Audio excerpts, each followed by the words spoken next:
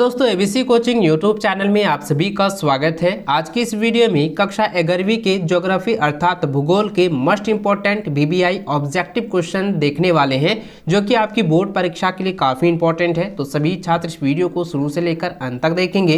Video informative लगे तो video को लाइक अपने दोस्तों के साथ शेयर करेंगे। चैनल पर पहली बार आए हैं तो चैनल को सब्सक्राइब करने के साथ बेल आइकन को प्रेस जरूर कर लीजिएगा। तो चलिए दोस्तों क्वेश्चन की ओर चलते हैं। तो देखिए दोस्तों, सबसे पहला सवाल यहाँ पे पूछा गया है कि भूगोल शब्द का प्रयोग जो है किसने किया। तो दोस्तों आप लोगों को पता होगा और ये क्वेश्चन रिपीटेड भी है और इसका आंसर जो है ऑप्शन नंबर ए हो जाएगा, इरेटास्थनीज। ऑप्शन नंबर ए इसका सही आंसर होगा। भूगोल शब्द का प्रयोग जो है इरेटास्थनीज ने किया है। अगला सवाल है कि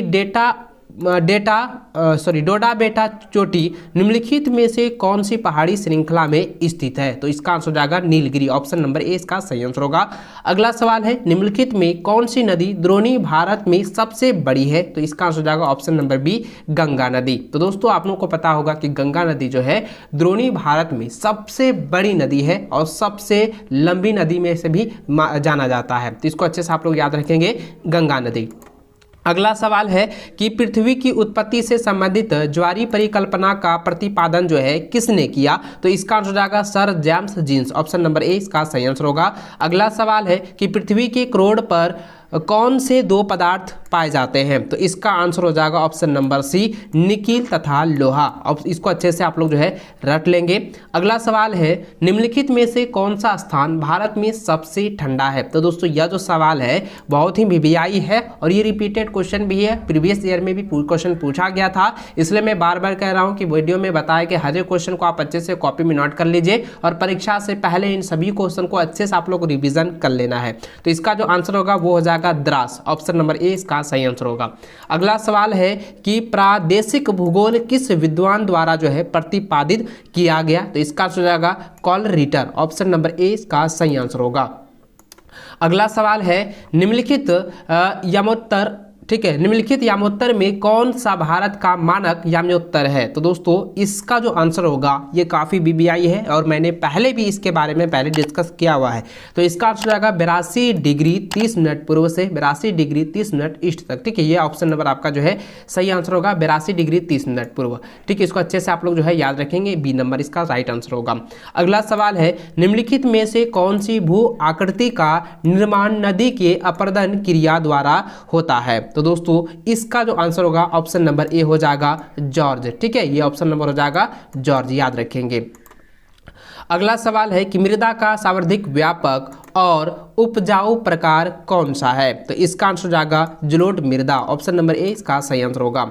अगला क्वेश्चन है कि निम्नलिखित में से कौन सा सबसे छोटा महासागर है। इसका आंसर हो जाएगा आर्कटिक महासागर। ऑप्शन नंबर ए इसका राइट आंसर होगा, याद रख लेंगे।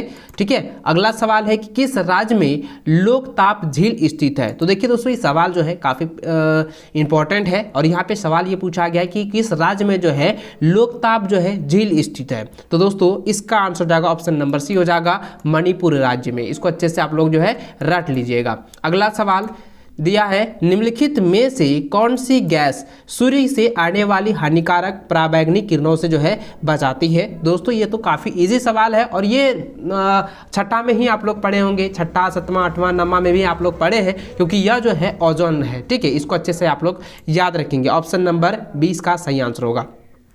अगला सवाल दिया है कि निम्नलिखित में से कौन जैव मंडल में सम्मिलित है। तो दोस्तों इसका आंसर हो जाएगा ऑप्शन नंबर सी हो जाएगा, सभी जैव और अजैव जीव। ठीक है, ऑप्शन नंबर सी इसका सही आंसर होगा। इसको अच्छे से आप लोग जो है रख लीजिएगा। अगला सवाल की ओर चलें तो अगला सवाल 15 नंबर यहाँ पे दिया है कि भारत में किस राज्य में बाढ़ अधिक आती है। तो यह सवाल जो है ना काफ़ी वीबीआई है, इसको अच्छे से आप लोग रट लीजिएगा। इसका आंसर हो जाएगा असम, क्योंकि असम राज्य में जो है सबसे अधिक बाढ़ आती है। ठीक है, अगला सवाल है कि निम्नलिखित में से किन पवनों को हिम पक्षी अथवा हिम हिरनी कहा जाता है। तो दोस्तों इसका आंसर हो जाएगा ऑप्शन नंबर बी, लू। ठीक है, इसको अच्छे से आप लोग जो है याद रखेंगे।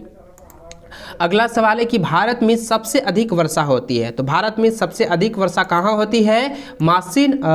मासिनराम में, ठीक है। ऑप्शन नंबर आपका जो है 20 का सही आंसर होगा। अगर यहाँ पे मेघालय भी दिया रहता है तो आपको यहाँ पे मेघालय लगा देंगे, नहीं तो मानिसराम आप लोग याद रखिएगा, ठीक है। अगला सवाल है कि नेशनल पार्क और पशु विहार निम्नलिखित में से किस उद्देश्य के लिए बनाए गए हैं? तो दोस्तों इसका आंसर हो जाएगा ऑप्शन नंबर बी हो जाएगा, पालतू जीवों के लिए, ठीक है, याद रखेंगे। सॉरी, इसका आंसर जो है ऑप्शन नंबर डी होगा, संचरण के लिए, संरक्षण के लिए जो है यह जो उद्देश्य जो है नेशनल पार्क और पशु विहार जो है संरक्षण के उद्देश्य से जो है ये बनाया गया है। इसको अच्छे से आप लोग जो है याद रखेंगे। 18 नंबर का डी नंबर हो जाएगा, ठीक है। अगला सवाल 19 नंबर सवाल दिया हुआ है कि निम्नलिखित में से कौन सा भारत का पड़ोसी देश नहीं है? तो दोस्तों ये थाईलैंड जो है ये आपका क्या है? भारत का पड़ोसी देश नहीं है। बांग्लादेश, पाकिस्तान और अफगानिस्तान ये जो है भारत का पड़ोसी देश है, लेकिन थाईलैंड जो है ये पड़ोसी देश नहीं है।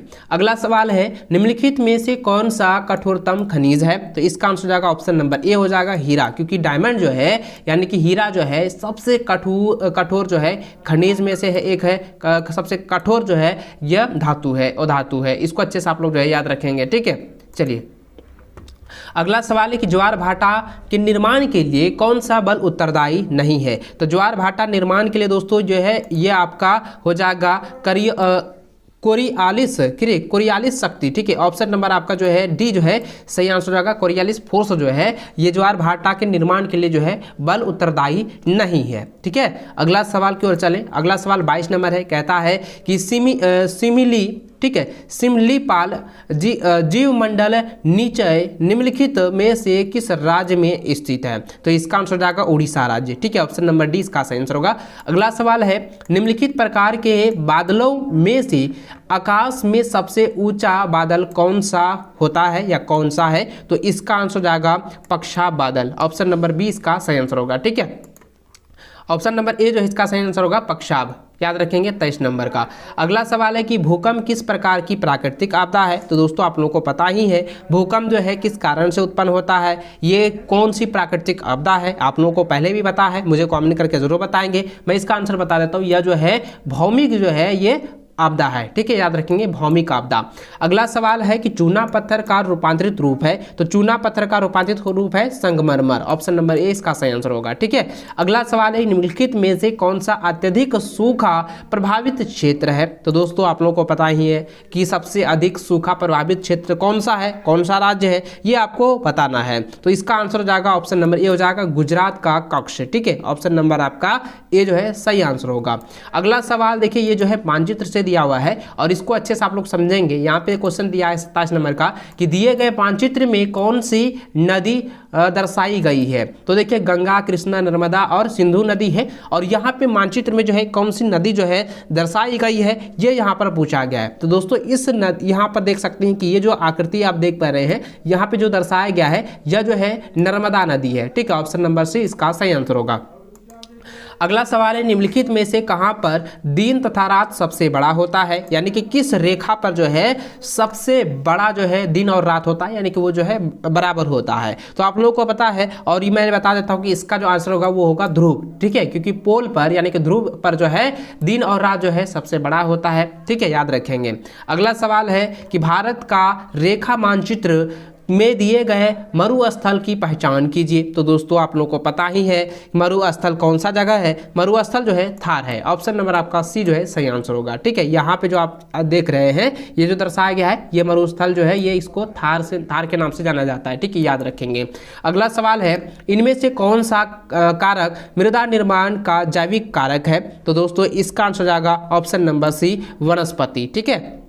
अगला सवाल है कपास की कृषि के लिए सबसे अधिक उपयुक्त मृदा कौन सी है? तो इसका आंसर हो जाएगा काली मिट्टी, ठीक है, याद रखेंगे ब्लैक सॉइल, ठीक है। ऑप्शन नंबर आपका बी जो है सही आंसर होगा। अगला सवाल है निम्नलिखित में से कौन प्राकृतिक आपदा नहीं है? तो दोस्तों इसका आंसर हो जाएगा परमाणु विस्फोट। ये क्या है? ये प्राकृतिक आपदा नहीं है क्योंकि यह जो है मानवों द्वारा जो है किया जाता है। अगला सवाल है निम्नलिखित में से कौन सी गैस भूमंडलीय के लिए उत्तरदायी नहीं। ये काफी वीवीआई सवाल है और ये रिपीटेड क्वेश्चन भी है, इसको आप लोग अच्छे से रट लेंगे। इसका आंसर होगा दोस्तों option number B, carbon dioxide. ठीक है, ऑप्शन नंबर बी, इसको अच्छे से आप लोग याद रखेंगे, रट लीजिएगा। अगला सवाल है, दिए गए मानचित्र में कौन सी चोटी दर्शाई गई है। दोस्तों आप यहाँ पर मानचित्र में देखें तो यहाँ पर आप देख सकते हैं, इस यहाँ पर जो है, इस पर जो है कौन सी चोटी को यहाँ पे दर्शाया गया है। ठीक है, आप यहाँ पर देखें, पूरा एकदम छोटा सा यहाँ पे दिया हुआ है, इसको आप ध्यान से देखें तो इसका जो आंसर होगा ना, क्योंकि इस क्षेत्र में जो है आपका माउंट एवरेस्ट है, तो इसका जो सही आंसर होगा ऑप्शन नंबर सी हो जाएगा, माउंट एवरेस्ट। ठीक है, याद रखेंगे। अगला सवाल है कि महाद्वीपीय विस्थापन सिद्धांत का प्रतिपादन जो है किसने किया, तो इसका आंसर हो जाएगा ऑप्शन नंबर आपका बी हो जाएगा, वेगनर। ठीक है, ऑप्शन नंबर बी, इसको अच्छे से रट लीजिएगा, वेगनर ने किया।